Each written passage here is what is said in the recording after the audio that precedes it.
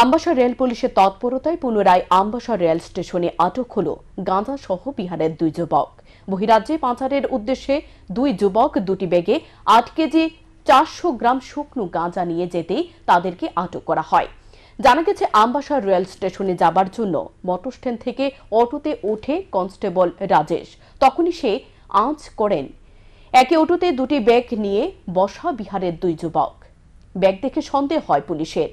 মোবাইলে রাজেশ বিষয়টি জানায় স্টেশনের 2 জনকে। অটোটি স্টেশনে গিয়ে পৌঁছাতে 2 যুবককে আটক করে তল্লাশি করতে বের হয়ে আসে শুকনো গাঁজা। পুলিশ 2 জনকে আটক করেছে। তাদের বিরুদ্ধে নির্দিষ্ট ধারা অনুযায়ী মামলা নিয়ে ঘটনার তদন্ত শুরু করেছে।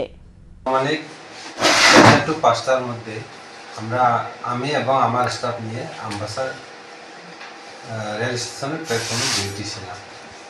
ঠিক এমন সময়ে আমরা 2 জন লোককে সন্দেহ হয়ে তাদের ব্যাগ এবং তাদের জিনিসগুলি আমরা চেক করি। তখন একজনের ব্যাগে 4 কেজি আর একজনের ব্যাগে 4 কেজি 200 গ্রাম গাঁজা উদ্ধার হয়।